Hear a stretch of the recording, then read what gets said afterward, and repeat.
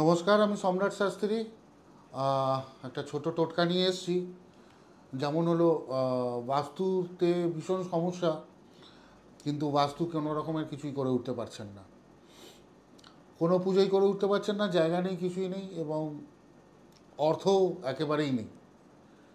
তো একটা ছোট আপনাকে টোটকা দিচ্ছি, যে টোটকা করলে আপনার অনেক রকমই হেল্প হবে। এরকম কিছু বড় কিছু না, পয়সা কড়ি একেবারেই লাগবে না, হয়তো 10-15 টাকার মধ্যে আপনাদের প্রবলেমটা সলভ হয়ে যেতে পারে।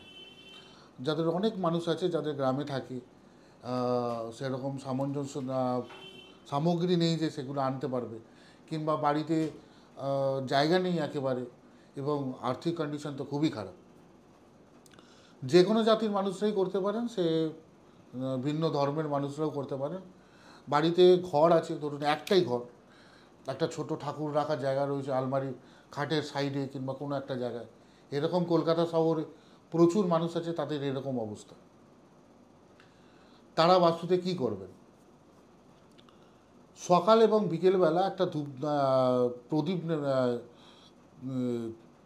আরতি করার জন্য যেটা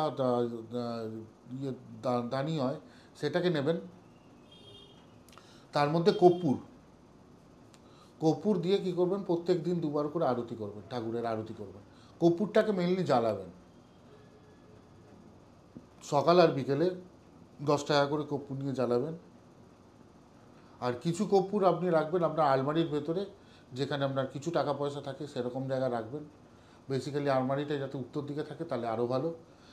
এবং গেটের কাছে রাখবেন, গেটের কাছে কোনো একটা জায়গায় কর্পূর রাখবেন, আর উত্তর পূর্ব দিকে রাখবেন। এই 4টে জায়গার মতন কর্পূরটা রাখবেন। আপনার খুব তাড়াতাড়ি ভীষণ ভালো ফল পাবেন, এবং বাড়িতে একটা সুন্দর স্মেলও আসবে, এবং আপনার বাস্তু অনেকটা পজিটিভ জায়গায় চলে আসবে, এবং পজিটিভ রেজাল্ট পেতে শুরু করবে। এবং কুবেরও আপনার ওখান থেকে ইনক্লাইন হবে। কুবেরের জায়গায়, নর্থ ইস্টের জায়গায় মা লক্ষ্মী ইনক্লাইন হবে, যেখানে আপনার আশীর্বাদ পাবেন, এবং দুটো জায়গা থেকেই আপনি ভালো রেজাল্ট পেতে শুরু করবেন, এবং বাস্তুর অনেক খারাপ গুণগুলো আপনার রিমুভ হতে থাকবে। এরকম ছোট ছোট করে আপনাদের কাছে প্রতিদিন একটা করে ভিডিও আনতে থাকবো, আপনারা দেখতে থাকুন।